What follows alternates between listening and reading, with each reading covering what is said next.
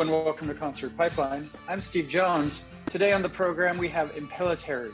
That's right, I had a chance to talk to Chris Impellitteri and Rob Rock from the band Impellitteri, and we dug deep into their storied career, their relationship together, how they kind of continue to make music together after all these years. So many decades have gone by and they've made music together, and so there's a great story there. Chris Impellitteri is one of the best shredders out there, and we talk about that and kind of how he found that passion and that drive to get there. So we'll get there in just a little bit, but before we do, I'll kind of catch everyone up on what is going on in my world. Yesterday, I went to Napa to visit my buddy Joe, and we hung out with his family for a bit, took the kids, of course, and I got to see his new boat, which he's really excited about, which we'll be using for duck hunting season, which is right around the corner. And then we went over to the Enchanted Village Fair, which is held by my daughter's old school, the school she went to all growing up until this year, really. And it was a lot of fun. We just hung out. It was pretty hot. I'll admit that. It was hot to be outside, so we looked for shade where we could find it, but there's lots of different foods and activities for kids and food and and games and that sort of thing, right? So the kids had a blast. They're at an age where they really love it. And I mean, I took my daughter early. I took her on her own trip an hour before we left, and then I picked her up probably an hour and a half after we left, because she just wanted to hang and play with her friends. And I saw her twice maybe all day until she needed a ride home. And then I brought her back to my buddy Joe's house, and I got to catch up with an old buddy from many works, a handful of works ago, probably about 20 years ago. A friend, Michelle, who is a fellow podcaster. She has a podcast called Golden State Naturalist that she started creating this year. I started the first episode. It's pretty cool. It's really all about the outdoors and exploring and getting to know the foundations and fundamentals of what makes the outdoors. The first episode, she has a geologist on, and they talk and they explore, kind of some of the facets of the great outdoors, as I said. So I'm interested in picking that up, and I'm really interested in exploring kind of what leads someone to create a podcast, as I've been doing this for nearly 400 episodes and coming up on 9 years now, where we've been producing an episode almost every week without fail, sometimes more than one episode a week. So I know what does it for me. It scratches that itch of getting to produce something, getting to go to concerts sometimes, talk to bands. Not as much going to concerts now anymore. It's tough.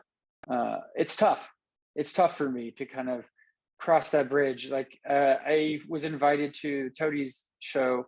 They're actually playing tonight as of the night of this recording in San Francisco, and at the Regency Ballroom, which is a great venue. And it'd be fun to go to a show, get in for free, take some pictures, record some video, what have you. But I just, can't get myself over the hurdle driving to San Francisco right now. I'm going by myself. It doesn't seem like, it seems like a long night and a long drive back, and that's the piece that I'm not as excited about. As I'm getting old, and I used to love doing this and going to shows and interviewing bands, but doing it with friends is even better, right?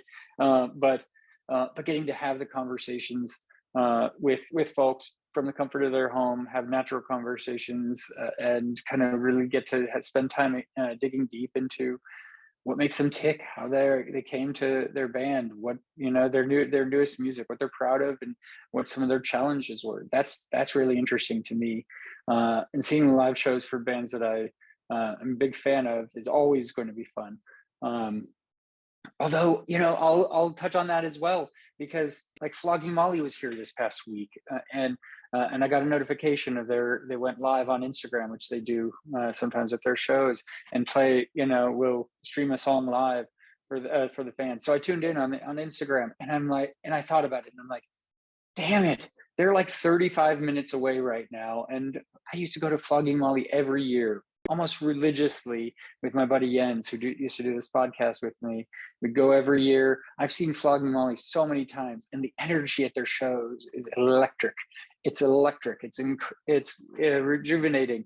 It's this kind of, it leaves you with this feeling like that you of ecstasy, kind of, that you're just like so love. And I love, I know almost all of their music and dig their new album too that they just put out, which is cool. I need to listen to it more, but I'm into it, right? And I don't know why I didn't go.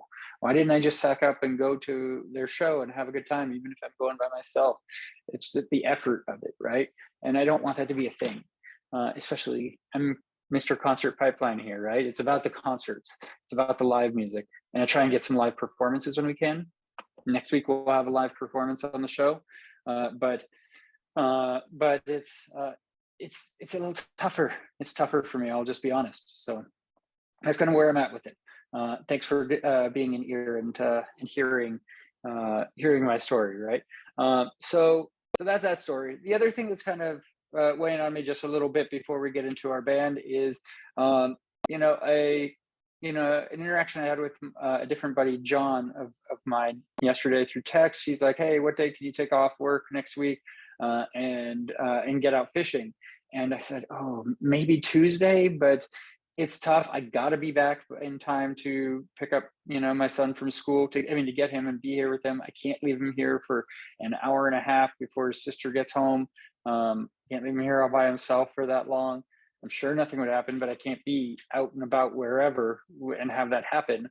And then I have to take my daughter to gymnastics, and there's no one else to take her to gymnastics. So I got to be here for that." And I'm like, "Is that, where are you thinking? It's got to be close. We got to be able to get back." But, the thing with these fishing trips with my buddy John is it's a lot of fun. I have a great time. You get up freaking early though, and you get out and you drive 2 hours up the coast and do a lot of exertion and manual labor, and it's tiring and fun. It is fun, and I do enjoy that, but I need to be able to get back home. And then when we get back, it's a couple hours of cleaning kayaks and cleaning all the gear. And if you catch fish, then you got to clean the fish and taking our time there. And I don't want to rush that for John. And also for me, I'm committed to the dad stuff. I have to be here for that, right? So that's my challenge. And so I didn't hear back from him after that, in terms of when or if that works into his plans of wanting to get out. He just had a baby, and so I know his time is kind of precious too. And but he also needs that release to be able to get out from it, because he's been on dad duty for a couple of weeks and hasn't left the house, and that's the name of the game. But I don't know. There's not much I can do, and I know it's not on me. It just leaves me with this feeling of like, man, I let my buddy down a little bit, and I'd love to get out. I would, but I can't. I can't really, not in the way that works for him. So that is what it is. So I think that's enough of a ramble of what's going on in my world for now. So I think we should bring in our guests again. This is Chris Impellitteri and Rob Rock from Impellitteri. Here it is. All right, Chris and Rob, how are you two doing today? Good. How are you? We're doing well. Excellent. Yes. So two opposite sides of the country, right? So Chris, you're on the down in LA area? Yeah. Westlake Village. Yes, and Rob, you're in Florida. So I want to start kind of there. Tell me about the dynamic of managing the band and ultimately pulling this new album together, from two opposite sides of the country. Challenging. In all sincerity, once you're an established artist, when we do records or we go tour, especially places like Japan or whatever, we just schedule everything. So, the nucleus of the band has always been in Los Angeles. Rob lives in Florida, so he is on the other side of the country. But, logistically, it works. It's never really been an issue for us. I've got James Pulley, who's literally our bass player, who's very close to me, almost a neighbor. We're Spinal Tap of drummers. We've had many, but usually they're Los Angeles based. So, it's a matter of me picking up the phone. Hey, meet me at the recording studio or at the rehearsal studio. And, so at least the music gets constructed in that manner. The vocals more like, hey, Rob, Yeah. Gonna send me. And for Rob, how's it been for you kind of operating in that environment? I'm pretty used to it. We've been operating this way for quite a while, and the new world of recording, but it's worked out pretty good, you know. Yeah, Record yeah. a lot of vocals I demo a lot of the vocals at home, so I get to iron them out what I like, and then I run it by Chris, and Chris, as the producer, looks it over and says, "Hey, I was thinking this, or I was thinking that, or that's great, let's do that." And then I'll usually go into a studio here to record the vocals. So Yeah. once we have it all ironed out. I like it. So I want to go back. I want to start kind of at the beginning for you guys. I mean, and kind of understand some of your musical influences as a kid. So, Rob, why don't you tell me kind of what kind of inspired your musical taste? What really helped form your taste as a kid? I guess it was probably watching my brother's band rehearse in the cellar. For me, Yeah. my whole childhood, there's always a band playing in the cellar, you know, and I got to watch that and be, from the sideline. They wouldn't let me down there, but they closed the doors until they let you into the band, right? Yeah. Eventually I got in there, but at first I was just sticking my head down the laundry chute, Yeah, watching them record and play down there. So, but there's a lot of my early influences of music, because my brother's band had like 3 or 4 lead singers in it. It was always been about vocals, and I was a drummer at first, and to get in his band, of course, I had to sing. But I was really influenced by the bands like Styx in Boston and Kansas, where there was a lot of harmony and a lot of good vocals, and a lot of them bands had several singers in them too. So it was a big part of my thing as while I was playing drum, was to learn all the backing vocal parts, all 3 different parts usually in the background. I would learn them all in case I was called on to sing them. Did you pick up drums like to kind of fit that need in his band, or I mean, I would have thought you might kind of pick up guitar to kind of follow in his footsteps a little bit. Well, he had the guitar down, so I guess that made me pick up the drums. He's 5 years older than me, so he was ahead of me, and drums was just a more natural thing, I think, for me to pick up at the time. I wasn't really thinking much about vocals back then until I really started getting involved in it. I was listening to Bad Company and Led Zeppelin and Styx and all the good radio stuff of the late 70s, early 80s. Yeah. So. And Chris, your grandmother took you to this musical store, and there was no looking back from there when she got that Les Paul, right? Yeah, it was basically, once bitten, it was over. She encouraged me to basically take music lessons. She allowed me to choose the instrument. Initially, it was probably drums, but then I think she realized that probably wouldn't be too therapeutic for her sanity, So basically, she brought me to a music store. I'll never forget. It was a place called Mundell's Music Store, and they had a copy of a Gibson Les Paul and a copy of a Stratocaster on the wall, and she let me choose one. And I remember it was like $134 guitar, right? And I remember I chose the black Les Paul Custom, and of course it was made by Cameo, I believe was the brand. Strings like an inch off the neck, But anyways, I started taking lessons, and I'd probably say within a year, that was it. She regretted it because I knew now what I wanted to do with my life. I didn't want to even finish school. All I wanted to do was play my guitar. Yeah. And so when those lessons that you were taking were classical, like, was there any piece of that kind of you latched onto, or were you kind of using that as a jumping point to kind of find that next piece that you'd be passionate about? Yeah, well, fundamentally, the lesson part and the music theory, it was really important to creating a foundation, right? So I had comprehension of how music theory works, how to apply it, how to use modes, scales, time signatures, everything, and I had a great guitar teacher. So that really, for like the first 4 or 5 years, was really like, it provided a foundation or a core for my playing. But on the other hand, because it was so theoretical, it wasn't that exciting. It was great. I mean, if you're learning Vivaldi or something like that, but for the most part, just doing scales over and over again without purpose wasn't exciting. So then I would just go to like my turntable, put on whatever favorite records, of course, heavy metal rock bands, things like that, and kind of learn some of that stuff by ear because I didn't have their tabs, Yeah. So, Yeah. And I know there are a couple of very influential concerts that kind of helped you launch as well, you know, seeing KISS and seeing Van Halen. Tell me about those experiences and what you latched onto from those that made you want to kind of really drive in that direction. yeah. Well, Rob may have a different experience, but Rob and I are pretty much from the same area. We kind of grew up listening to the same bands, same concert circuit and everything. But yeah, it's true.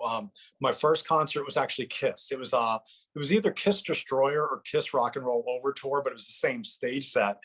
And I remember my grandmother bought tickets for me and three of my friends and convinced one of her friends' husband to take us because she wanted nothing to do with it. And I remember it was the Providence Civic Center, and I remember, you know, from as soon as the lights went down and I saw the spectacle of live entertainment and how exciting it could be, I was hooked. It was like I was like, oh yeah, that's what I want to do. Musically, you know, at that time I was already listening to bands like Queen. I was listening to a guitar player named Gary Moore, Al DiMeo, all these technical people. But as far as the visual, right, and the exciting part of what we do as entertainers, it was the live thing, and KISS was certainly made a huge impact on me. Yeah. Did you ever get a chance to play with KISS and Van Halen? Well, so their current drummer, Eric Singer, actually was going to do our first, the label we're on in Japan is JVC Victor. Eric, I and Rob were actually demoing that record. So Eric was a friend of mine for years. I knew Eric very well. I've hung out with Paul Stanley and Gene Simmons many times. As a matter of fact, one time, which was a lot of fun, we were in a studio called Cherokee. We were doing demos, and I think it was after the Stand in Line record. And we were in room A and KISS were in B. And so we spent, I don't know how many weeks together every day, you know, and of course, watching Gene and Paul do their friendly arguing because they certainly would argue with one another. You know, so it's around that a lot. With Van Halen, no, I actually never played with those guys and love it. I mean, obviously Van Halen is like the closest for me as far as a big influence, you know? Yeah. And so Gene and Paul, did you get a chance to tell them like how much that show and their show, concert influenced you? Oh yeah. Well, you know, I told a story the other day about this, and it's a true story. So Rob Rock, myself, and our drummer Lonnie Silva, and I believe a bass player named Ted Days, when we did the very first Impellitteri Black EP, we did it in Hollywood, California, at a studio called Baby O Recording Studios. And it was funny, if people have heard the Impellitteri Black EP, it's kind of like our foundation. It's kind of set the bar of who we were going to be. And I was in the studio, and we were working really late nights. We had an engineer named Mikey Davis. Well, Mikey was doing the Impellitteri recording session, but at the same time, he'd run over to the others across the hall, and he was doing KISS demos with Gene Simmons. And I'll never forget, Gene Simmons came over and he wanted to introduce himself, and I was doing something. I was probably doing a lot of shredding, you know, all the crazy, you know, fast stuff. And I remember him saying something to the effect of, "Hey man, don't you know any Clapton?" And I'm like, "What do you mean?" And he goes, "Dun dun dun dun dun." I'm like, "Okay." And he goes, "No, no." And he comes over and reaches around my back, because I had my guitar on, and starts playing the riff over my shoulders. And I thought, okay, this is cool, because the little kid who went and saw KISS, I wouldn't say anything. But like, if he would have said, "Oh man, the dude's gonna be here watching us record," and you know, that was a pretty fun adventure. Yeah, yeah. So I want to hear about kind of the stages to kind of finding your, you know, what makes you so unique for both of you. And Rob, your vocals are, I mean, incredible, right? You can reach notes that, you know, I could never reach it unless I was kicked in a certain spot, you know. Like I know you had a need to get into your brother's bands, you know, to pick up that vocals. Like, where did you find your voice, you know, to be able to kind of reach that place for yourself?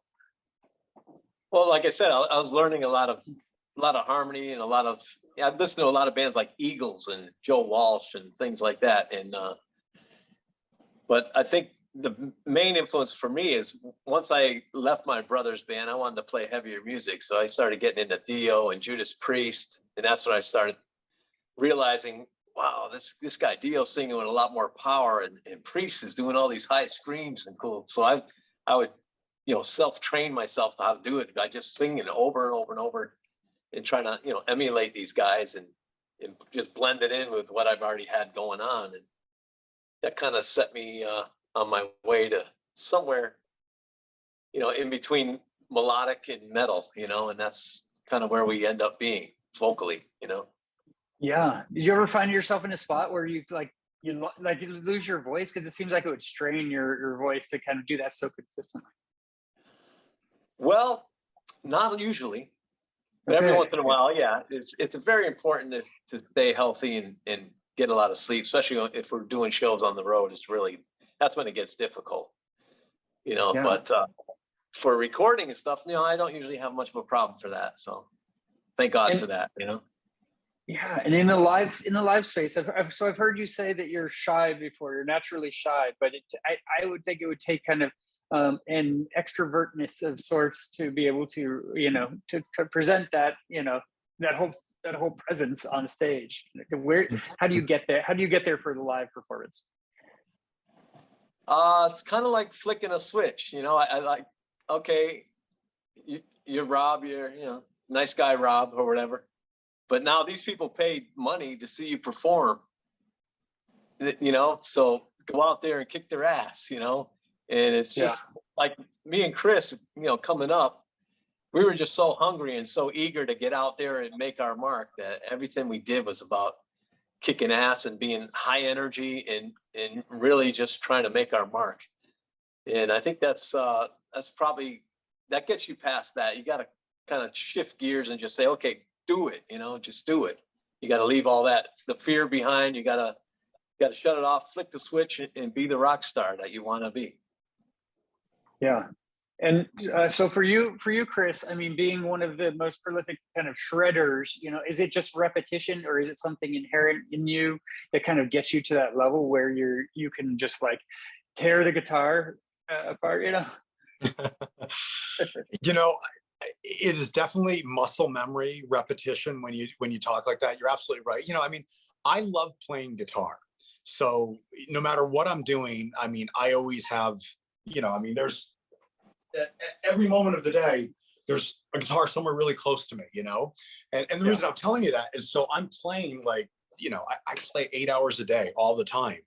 And, a lot of times I'm working on, mastering deeper levels of music theory, learning new scales, learning new techniques. And because I play so often, and I play difficult passages just to really keep my hands in shape. And so I think my ability to be able to do that when I do it good, believe me, there are some times where I probably don't. But, when I'm doing it well, it's probably because I have developed muscle memory. I'm sorry, that's the term I use, and that's really from just constant practice. Yeah. And so I know in 92, you spent like 16 hours just on Power of Love trying to get that guitar solo right. Right? Like, tell me about that. I mean, that's a little more than muscle memory. That's repetition. That's like getting down to the nitty gritty of like a commitment, right? Tell me about that. That should be like Rob Rock. How did you tolerate that? I don't know. It is etched in my memory, though. That is a beautiful human being showing humility and having the same drive, right? That shared passion of, all right, let's just do this to the best of our ability. And the reason I'm telling people this is because if I recall, Rob was actually punching me in and out. So he was like playing engineer when I was doing that solo, and I just couldn't find what I was looking for. It eventually came to fruition, but just kept searching. It wasn't a solo that I'd worked out. I was trying to do it with improv. And as I did that, little pieces here and there were coming together, but it just, at least in my mind, it just wasn't that perfect solo yet, right? It had to make sense. And so we just kept searching and just kept playing it and improvising and doing different things. And all of a sudden, one piece would start to formulate. All right, master that, remember it now, get into the second part. But this whole time, Rob is having to be really patient, punch in and out. It was definitely challenging, but Rob Rock, you're the man. Rob was patient and you were very determined, and you got there at the end, right? So yeah, and the worst part is, I don't know, Rob may say that the first take was probably the best one. Don't say that. Yeah, it's nerve-wracking. Decades later, there might still be some animal, like that 16-hour day, right? So, but the truth is, I've heard people say the first take is always the best, or the first couple of days, and for the most part with Impellitteri, our music, it is true. A lot of the stuff you hear, especially on our new records, a lot of that stuff is once we have everything set, right? Guitars are in tune, the amps are mic'd correctly, the amps sonically sound great. We have everything that's right. Once we do that, once you're in the pocket and you begin really playing, usually it is the first couple takes that end up on the record, right? But you know, I'm also one of these people that if something, at least in my standards, now I'm not saying what we do is always the greatest thing ever, but I have a vision of trying to get something that I hear in my head onto, in the old days it was onto tape, right? And today it's digitized. So, but I'm trying to get it from my head, through my hands, through my guitar, through the amps, onto a record and into your ears, right? The listener. And I, you know, a lot of times I'm very, I don't know, I demand perfection in myself. And again, I'm not saying what I do is the greatest thing ever, but I just have that discipline. And so if I'm not happy with something, I will keep searching and do it over and over and over again till it's right. You know, and that's why, to be honest, we have had a lot of people over the years tell us one thing they really love about our band is our production and our songs and the quality, because we try not to put in fillers, which unfortunately a lot of artists are forced to do. You know, you have like 4 or 5 great songs and the rest of it tends to be mediocre at best because artists, I think, stop pushing themselves. They feel content with what they have. And I've never been that type person. I'm always like, no, if someone's going to get our record, everything has to be like the best song, if possible. Yeah. And probably from that same recording session, right? When the Well Runs Dry, Chris, you said that was one of your favorite kind of vocal takes from Rob. What made that special? And Rob, did you bring something to that you know that was different than from the others? Well, I don't know. It might have been that U87 I was singing on. Actually, it was a Neumann U47 tube mic. U47, okay. Yeah, it was either that or Telefunken. Those mics are like $40,000 now. They're insane. Wow. Such a magic. They were all built in the 1950s and 1960s, and they just, I mean, Rob, first of all, has an amazing sounding voice. I could put a crap mic in front of him and he'll still sound better than 90% of the singers out there. But using like vintage Neve equipment, if for these people that are really into, you know, gear in the studio, using old vintage Neves, old DBX and UA2As and compressors, you get a really amazing signal chain. So when you get an angelic voice that goes through that, it just sounds so majestic, you know? So it was one of those records where the Grin and Bear It record, Rob, when I hear him on that voice, I'm like, God, we captured his voice perfectly. You know, now the singing, was Rob, and I just think he did an amazing job. I still hear that song, especially when the Well Runs Dry, and has such attitude that I'm just like, doesn't get better than that, you know? Yeah, yeah. Talk to me about your dynamic of working together. Rob's been in and out of the band a handful of times, and what does that feel like when you come back? Is it just like no time's missed since when you return, Rob?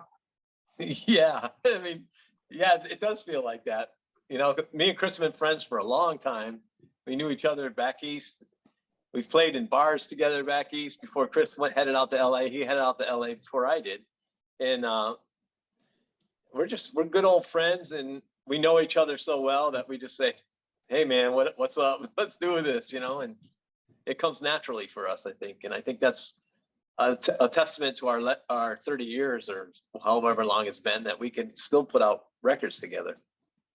Yeah, yeah. And what's it for you, Chris, that kind of builds that dynamic with Rob, where he, you know, bringing him back in is just so natural? Well, first of all, Rob Rock, to me, has always really been the voice of Impellitteri. And again, I love Graham Bonnet and his contributions, but Rob did the first record. He's done the majority of all the records. You know, there's something, you know, people use the word cheaply, like chemistry, right? But it really is true. If you think about it, Rob and I, we grew up playing clubs together in a band called Vice. And we were doing original music, but at the same time, we were doing covers as you had to, right? Playing 5 nights a week. And where I'm going with this is because we had to learn the same songs, right? Whether we were covering early Van Halen, Ozzy, or Bon Jovi or something like that, we had to learn how these artists constructed songs, and we were doing it together. It's almost like we're going to school together, right? Learning our craft. And when we first started writing music, meaning original music, we were doing that together as well. And it was really helpful because, like I say, we come from a similar school. Yeah. Where we're learning the same artist's music, you know, he has to learn the vocals, the lyrics, the melodies.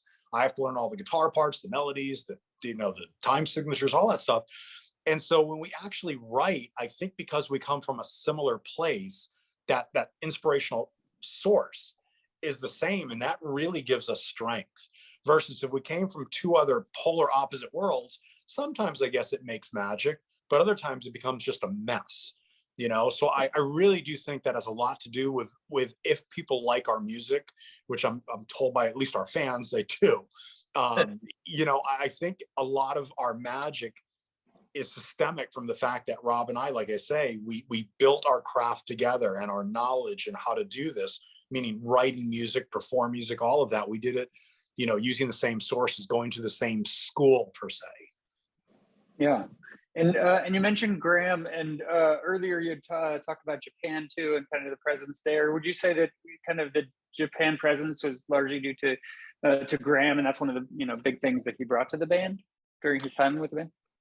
Well, yes and no. So when Rob Rock and I did the Impellitteri Black EP, and I'll let Rob interject and tell you the story, but Sure. What happened is in LA, we did the Impellitteri Black EP, and it really cemented who we are. Now, it was a really cheaply made record. We didn't have much money.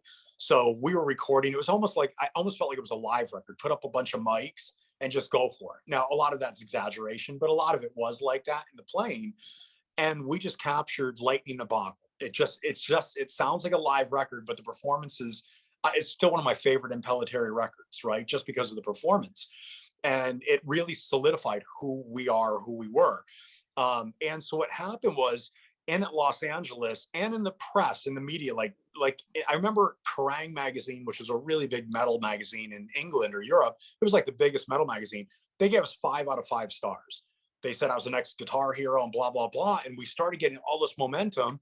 And then Rob sits me down, and I'll let Rob kind of go over this, and then I'll tell you how we go into the Graham thing. But so then Rob. Yeah. Well, yeah, we did the demo. We didn't hear much at first from record labels and stuff. And I got an offer to join the Joshua band, which was with Dieter Dirks, who was the biggest producer back then. And Dieter Dirks was going to do a record in 3 months and on RCA Records, and it was going to be a huge, this big, huge thing. So I was looking around. I was like, well, I don't know if this is going to fly or not. I didn't have all the information that we have now that was going on in the background. And I did join Joshua. We did do the record, although it took over a year instead of 3 months. But yeah, in hindsight, if you could do things different, would things still turn out the same? I don't know, but I'm just saying that at that point in time, I decided to try to be on RCA Records, and with a band that had some great songs, really, really good songwriting in that band, and a lot of vocals. There was 3 singers in that band, and that was where I came from with the Eagles and my brother's band type thing going on. So it was something I was familiar with. But me and Chris, when we were in the clubs playing the metal side of top 40, I would say, that was another natural thing, that when we played together and when we recorded that album together, it was just. Oh, Rob, you muted yourself. Okay. Instant connection, instant fire, and I didn't know if it was going to fly at that time, so I decided to leave and pursue this sure thing. And lo and behold, it wasn't a sure thing. So. Yeah. And to be honest, and also the person he's talking about, the producer Dieter Dirks, he had produced all the Scorpions records. So he was really relevant. And, kind of, to be honest, where Rob kind of just explained, his thoughts, and I wouldn't hold him accountable for it. I was like, I probably would have done the same thing. But it's also probably when people go, why is the band called Impellitteri? One of the reasons truly is you'd have amazing people like Rob. Their input was so valuable, but you put so much time and effort. And then if people kept leaving, you'd always kind of, then the fans that at least you're building be like, well, the band should just break up then, because your core is gone. And I think it was someone originally that was kind of like working with us in the live clubs in LA. basically said, man, you're a Van Halen fan. I went, yeah. They said, why don't you just call it your last name? And I went, well, first of all, bad idea. No one can pronounce my last name. But eventually, you know, they put it in Gothic letters and it looked cool. And I was like, all right, whatever, why not? My ego liked it, right, as a kid. So I was like, all right. But so Graham, I'm sorry, where Graham comes in. So when I came to Los Angeles the first time, I actually was giving guitar lessons and I started to build a little bit of a reputation as a shredder. And the band Alcatraz called me, and Yngwie Malmsteen was their guitar player, but they were secretly going to end their relationship. And so they called me and asked me if I'd be interested in coming down and auditioning. So I did. And, you know, there were only two people. It was me and another guy named Steve Vai. And we went down, we auditioned, and Steve was much older than me, and he was probably the right guy. The band was much, when I say older, quite a bit older than me. But Graham liked me, and we hit it off, and we kind of made this friendship, right? And so when Rob left, there was another caveat, little problem. I had just signed a deal with Sony and Relativity. And I'm like, oh my God, I just lost the singer who's like 50% of the sound of the band is gone. I'm like, I'm screwed. What am I going to do? And at this time, the magazines, especially in the cult community, right? The underground, were all saying, oh, these guys are amazing. We had built a huge a huge buzz in the metal scene in Los Angeles. You know, I was even a big billboard on Sunset Boulevard, which is like the strip, right? Yeah. And so everything was happening, but now Rob's gone, and I'm like, it's like losing. I guess initially it'd be like Eddie Van Halen losing David Lee Roth. It's like, what? No. So, Sammy. So you know, I remember talking with the label, and I said, guys, here's the truth. Rob's off. I don't know what to do. And they basically said, all right, well, let's start thinking, because you have to deliver something pretty quickly. I mean, get in the studio and deliver. I was like, I need time, you know, finding a new writing partner and write quality music is going to take me time. And somehow I crossed paths with Graham, and I said, Graham, what are you doing? Because Alcatraz had ended. And Graham goes, nothing. He goes, what are you doing? And I said, well, I have a deal. I said, but here's the constraints. Limited time, got to get in the studio, get out, tour, MTV videos, all of that stuff. And Graham, so I basically remember I actually wrote the song Stand in Line on a keyboard, right? I think I forgot what it was. I literally wrote the riff, started playing with it, went, oh my God, this would sound great with Graham Bonnet's voice, right? But then I'm thinking, well, I'm a metal kid. I mean, if you listen to the Impellitteri Black EP, songs like Lost in the Rain and Burning with Rob, you can tell where it's almost like Iron Maiden, Judas Priest on steroids, right? With all the crazy shredding and the screaming. So I thought, well, Graham, that's not gonna be the right kind of music. So again, problem, what do? I don't know. So we decided, why don't we take it in the direction of Rainbow, right? Really do more of an homage or almost like a tribute to what he did. And really Stand in Line, that's really what that record became. Which for a lot of our fans, I know they get weirded out when I say I actually don't even feel that's a real Impellitteri record, you know, because to me, it doesn't sound like all of our other records, like our beginning or everything around it. But, you know, Stand in Line, I will be eternally grateful because it got us on MTV. You know, at that time, they flew me to New York and I was a guest on there. At that time, Headbangers Ball was a really big show. I think 25 million households watched it. So, and I was the only guest host on that show during that time. And, you know, the record did really well and it exploded in Japan. In Japan, to be honest, we had built a cult following in Japan. I think I won like best guitar player, new guitarist or something like that. So we started to build with that Black EP. You know, all the musicians were checking us out, the hardcore metal kids. But when Stand in Line hit, at that point, Graham was still coming off of his heyday. His heyday would be like when he was in the band Rainbow. Most people don't know this. They headlined Castle Donington, and the people that opened for him were AC/DC, Judas Priest, you know. So Graham was quite legendary in certain countries, right? And so when we hit in Japan with Stand in Line, our first show, we did a massive festival, believe it or not, with Billy Joel, you know, who ended up loving our band. I mean, but the thing just exploded. I can't explain it. It was like a mini, I kind of get when people used to talk about what it must have been like for the Beatles, kind of like that in Japan. It was, we couldn't go out of our hotel without people everywhere. It was crazy. And I owe a lot that to Graham because I think, you know, they kind of branded me this, I hate using that term, forgive me, but they did brand me as some sort of guitar hero. And people used to always ask me, well, what makes you unique? And I honestly, being truthful and trying to be humble, I almost feel like I was granted success by association. because Graham had played with Richie Blackmore. He played with the Michael Schenker group, Yngwie Malmsteen, Steve Vai, and then me, Impellitteri. So whether I was good or I sucked, I don't think it really mattered. Just like, oh, it's him. He played with Graham. Must be great, right? So I give him a lot of credit for that. So that was how Graham entered the picture. And it did really well. The record stayed in Billboard, the top 100, top 100, I think, for like 5.5 months. And then we did a couple dates. I remember the last show we did was the San Jose Civic Auditorium. It was us and a band, Pat Travers Band. And it was sold out. I don't know how big the venue was. It was probably like somewhere between 3,000 to 5,000 people, but amazing show, just incredible.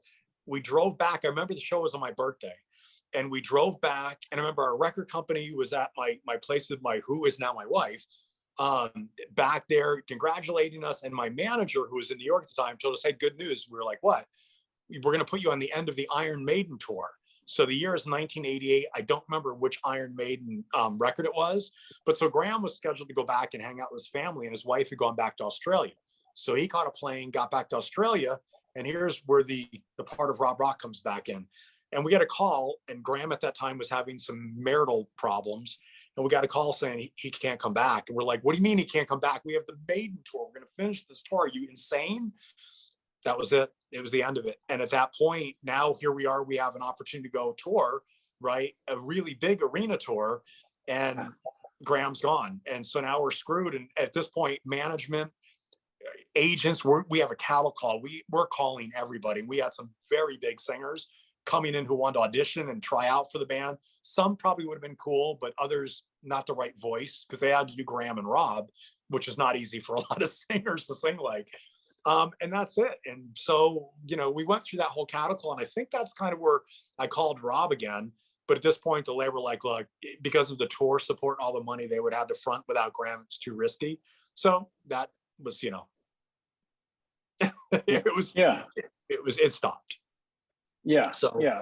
So at that time, I remember, I think that's kind of, I believe, where I reconnected with Rob.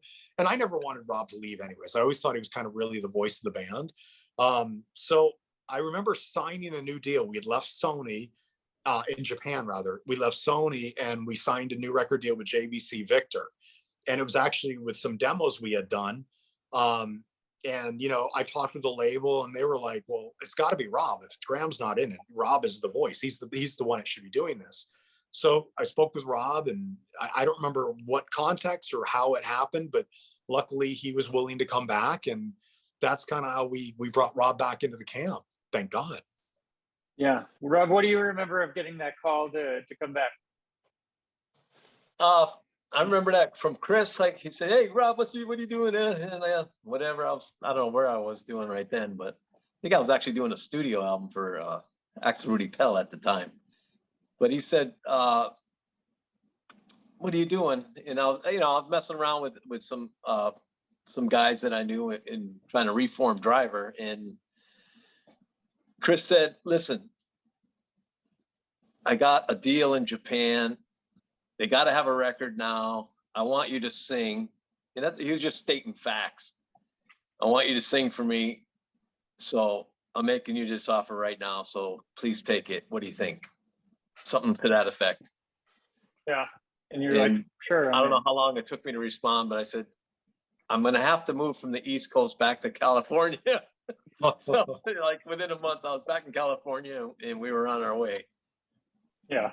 Yeah. Well, Chris, to your point earlier, right? So I will say that even though Impellitteri is harder to pronounce, having a band named Rock, would be a little bit much better.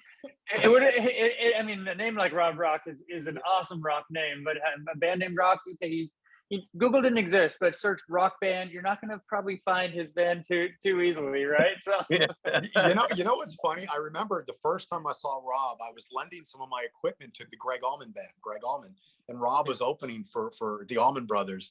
And I remember actually meeting him the first time, thinking, man, I remember first of all watching him on stage, thinking, oh, I got to work with this guy. I was that blown away by him.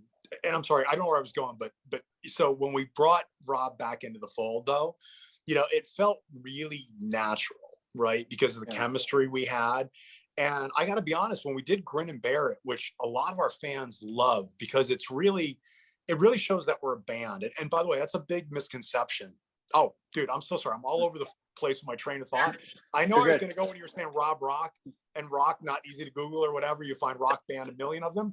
So when I saw him play with the Greg Allman Band, he was in a band called the Robert Allen Rock. I think, was it Robert Allen Band or Robert Allen Robert Rock? Allen Band, yeah.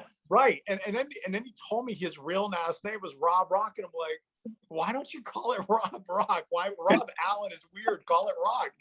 And I don't remember your response, but I remember at that point when I tell people Rob Rock, they go, oh, come on, it's a stage name.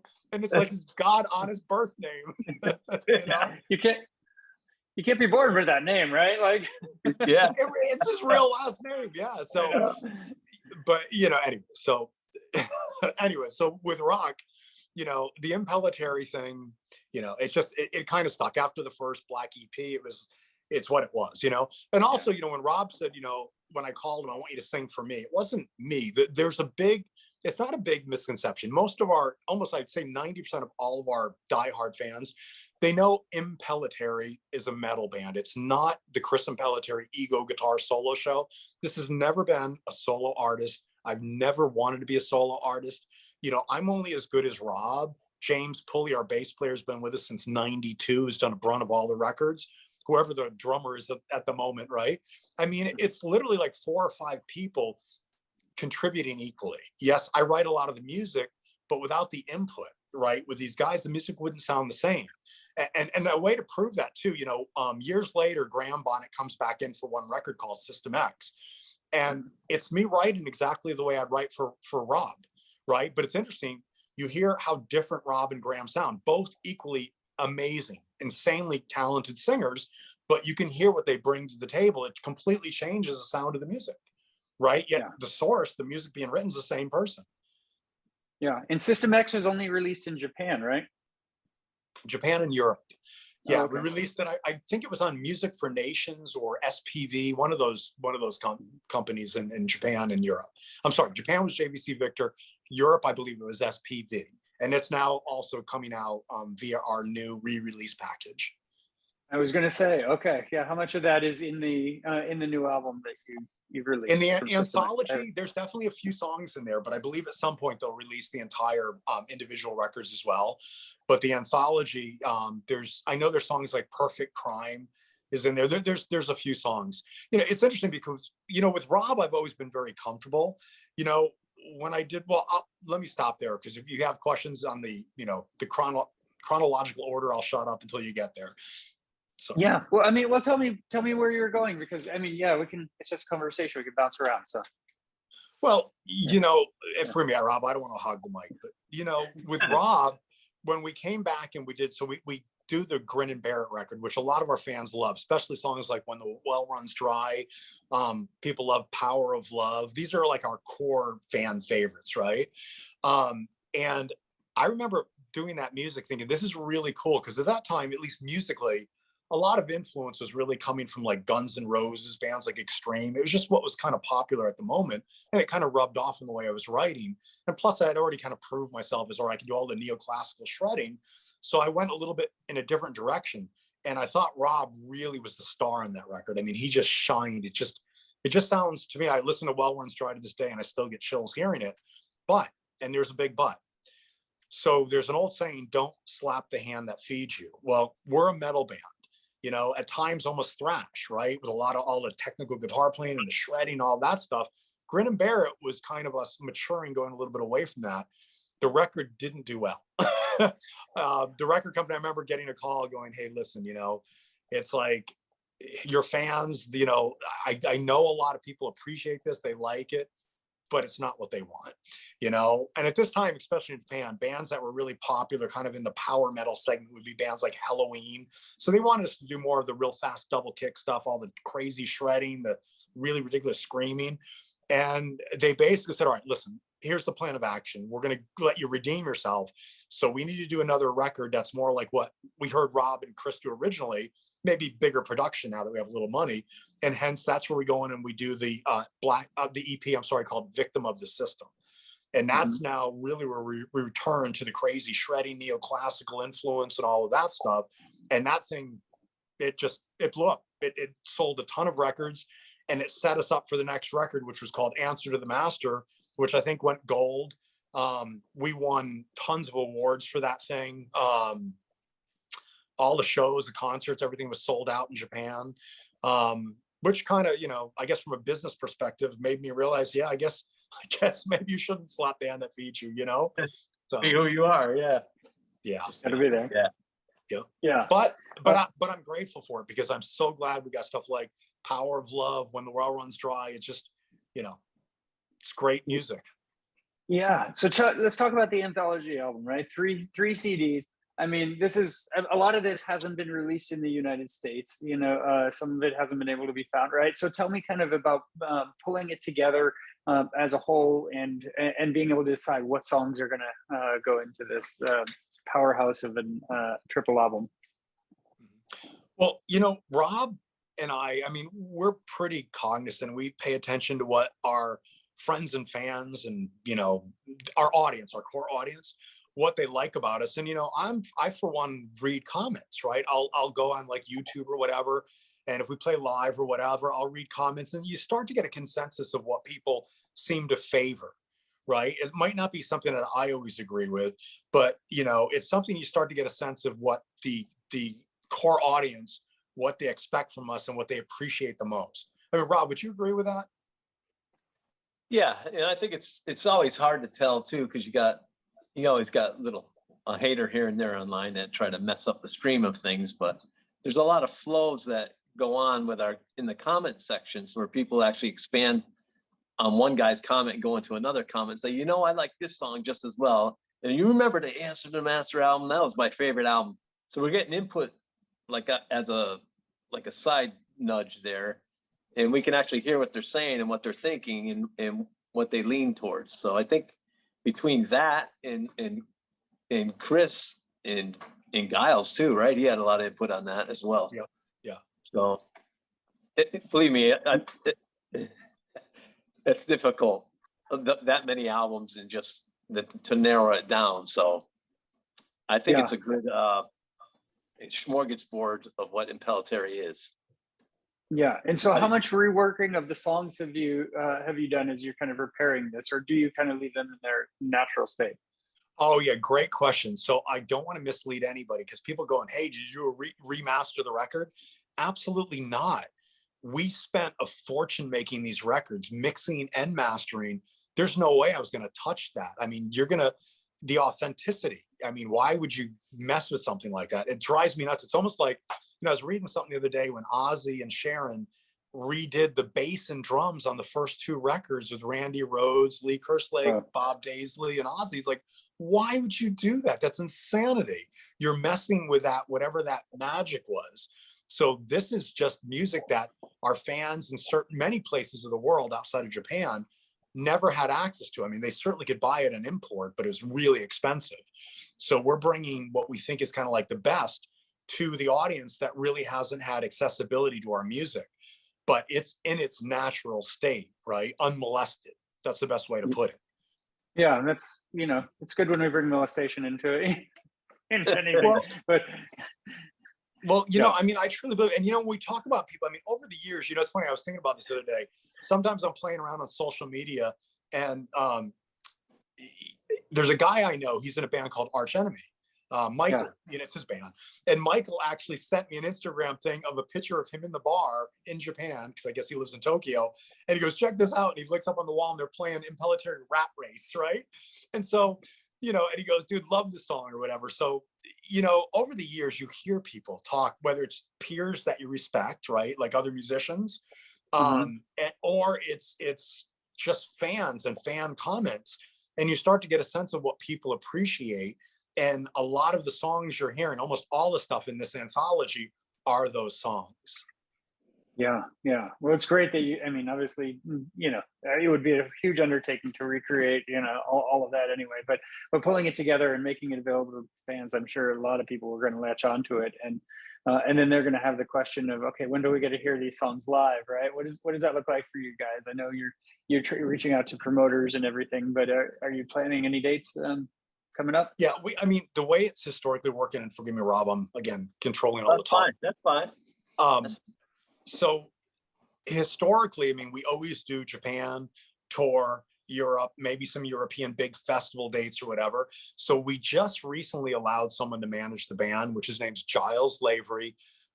He's really passionate, loves the band, works with some bigger metal bands in Europe. So we basically opened the door and said, all right, we'll give you a chance. And I know he just submitted us for like 23 major metal festivals, some dates in the US. I would like to do an entire US tour.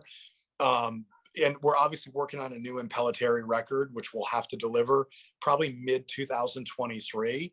So my guess is we will definitely play dates. It will probably be summer of 2023, because really we're in the studio right now recording music.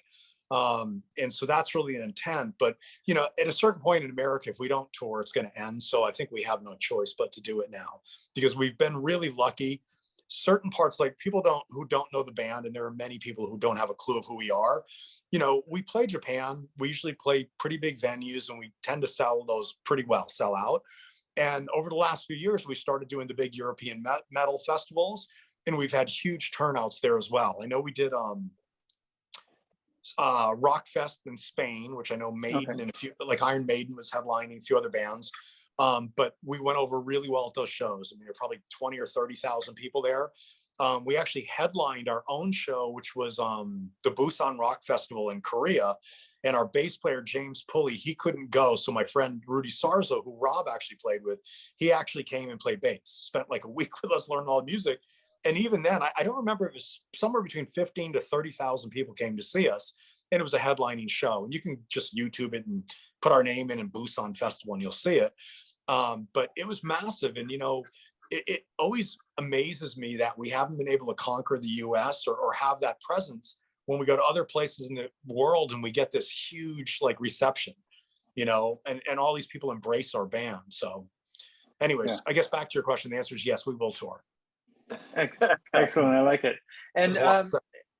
yeah, and as we start to wind down, I'm curious as well, like on that touring front, when you played the Bay Area, what's a positive memory you had of playing the Bay Area? You mentioned the San Jose Civic earlier, but what's what's a fun memory from the years that you have from this area? Well, it's funny. I actually do remember the gig very well at the San Jose Civic Auditorium. The one thing that blew me away, I remember we played, and I remember it was like a co-headlining bill, but I remember Pat Travers played after us. And I remember when we were leaving, Pat said something to the effect of, how am I going to follow that?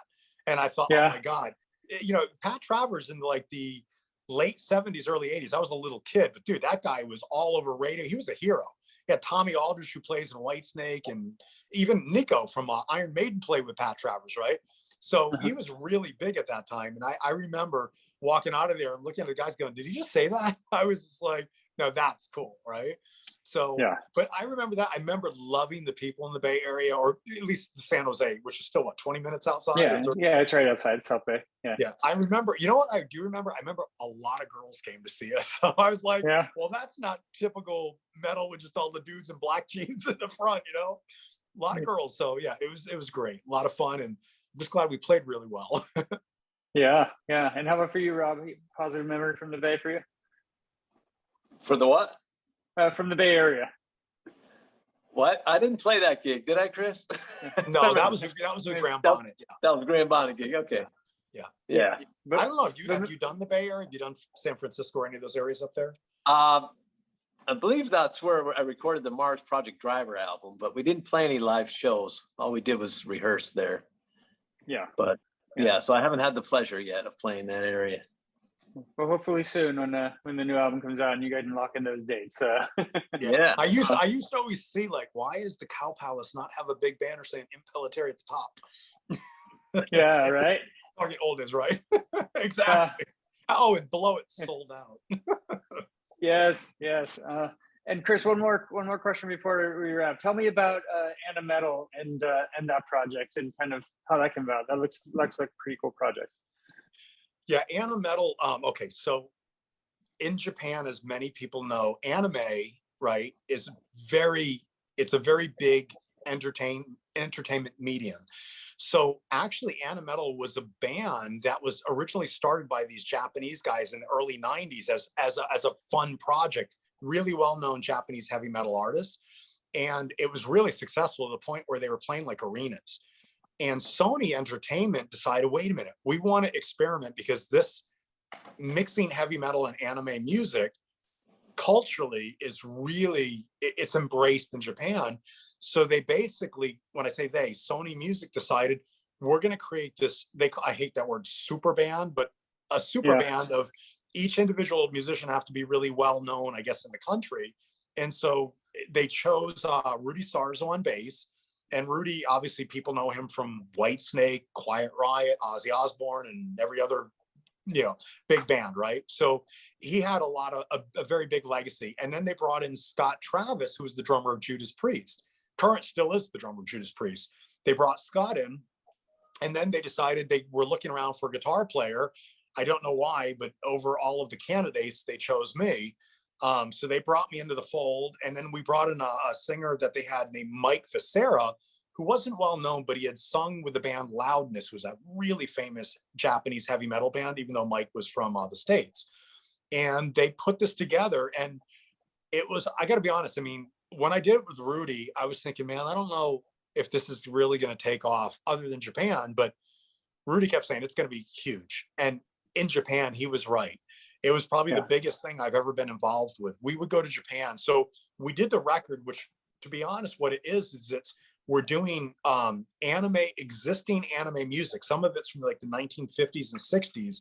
And it is really hard to play because the way they compose music is completely different than we do it here, right? We're more westernized.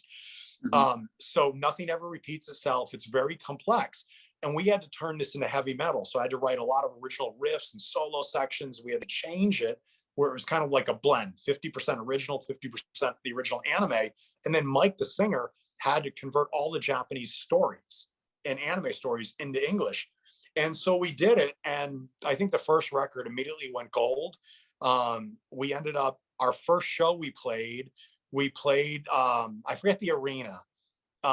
It was 18,000 people, and it was actually a festival. I think Whitesnake were headlining, Arch Enemy were playing, and we were originally supposed to be like third or second from the top of the bill.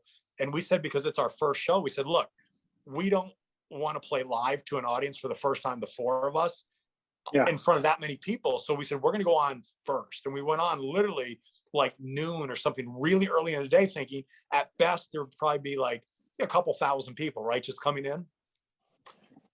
The place was sold out. It was 18,000 people packed to the raft at noon waiting for us. And they said, the thing, it went over really well. So we did that. We were doing TV shows, the equivalent of like in America, you know what Good Morning America is? Oh, yeah. We were doing shows that were equivalent to that. The biggest TV shows in the country, we were doing like their 6 o'clock news shows and their Good Morning Americas. We were doing all of that stuff. And it was insane. And so we did that. And then we did another record. But at this point, because they were, I'll be honest, they were paying me and Rudy and the rest of the guys, they were paying us a lot of money. And it got to the point where I think they started losing a lot of money doing this. And it wasn't that we were being greedy. We weren't. It was just, it took a lot of effort and work and commitment, right, to do this. So we did a second tour in Japan only. And then here was the biggie where kind of like, I was like, I'm out. we end up being brought to Los Angeles, and we're going to play the Los Angeles Convention Center, which is about 5,000 people, I believe. And it's a big anime festival, right? Where they have literally that weekend, it's something like 100,000 people in downtown LA.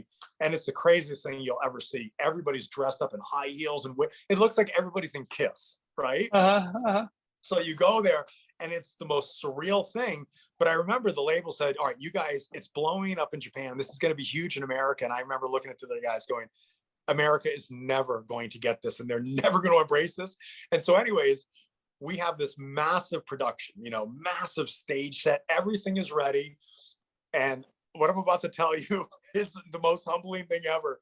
So it's me, Rudy, at this time, John Deddy, who played drums in Slayer, is now playing drums for us because Scott went back to Priest, and Mike. And I remember, all right, we're going to do the festival. We did all this press early part of the day, big press. Everything was great, and then lights go down. We go into the arena, right?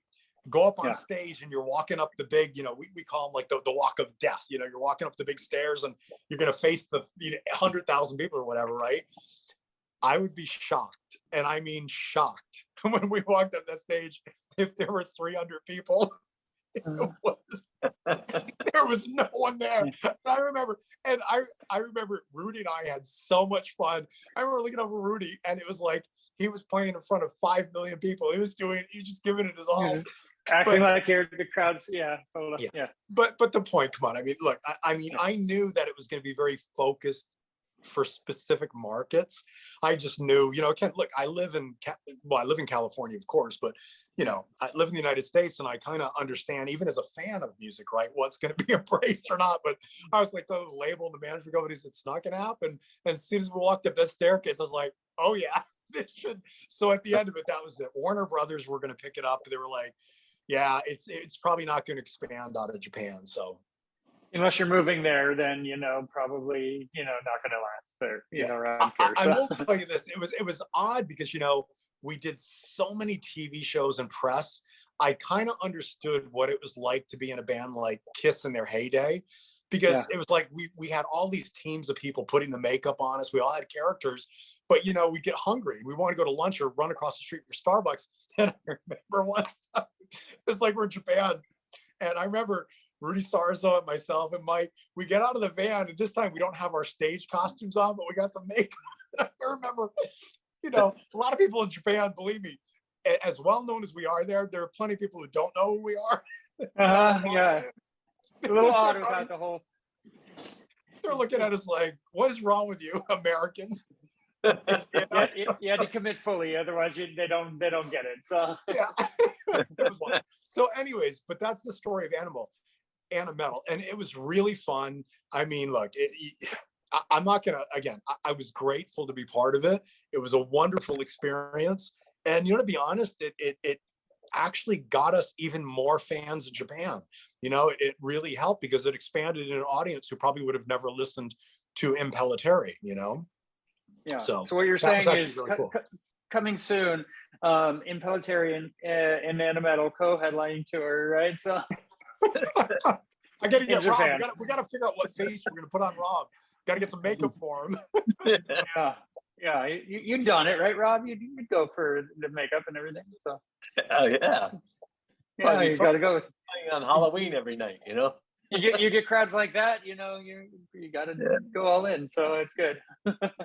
Well, Chris, Rob, I want to thank you for taking the time. I definitely appreciate it, and so many great stories shared. That I know barely even scratched the surface, but we'll do it again sometime.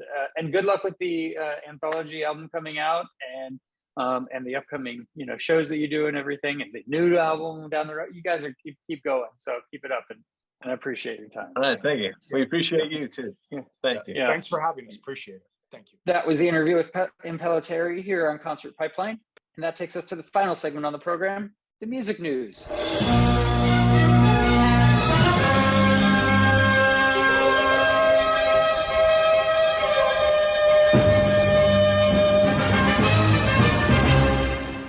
All right, I got a couple of stories to wind out the program. Let's start with Weezer, shall we? They have a new Sneezy EP called Autumn. It's the latest from the band's series of seasonally themed EPs. So back in their early days, they went with colors for album. It's a blue album, the green album, the teal album, that sort of thing. And apparently now they're hitting the seasons. So Autumn marks the third installation of Weezer's theme EP series. Interestingly enough, we just switched to Autumn, right? It follows the releases of Spring and Summer, which were released in March and June, respectively. Dare I guess that we're going to have a new EP when winter starts? We'll just have to see. Each EP of the 4-part series, which will conclude with a forthcoming winter collection, there it is, corresponds to its namesake season, while also representing different eras in the band's history. So Rivers Cuomo described the rationale behind the theme of the releases, saying that spring was easy breezy side of Weezer, while summer was more like 90s alt rock. And speaking specifically to Autumn in the same interview, he elaborated on the dance rock sound. He said it's dance rock, which is not something we've traditionally been able to get away with. It's really hard to make it both dance and rock and Weezer. It's very easy for that to turn into something that nobody likes. Autumn is divided into 3 7-song discs. Wow, 21 songs. That's huge. And so you could go check that out, I guess. He describes each EP as an emotion, spiritual flavor, and color, among other classifications. So Autumn was designed with the emotion of anxiety, while the genre was described in reference to Franz Ferdinand and the Strokes. So all right, that is the latest for Weezer.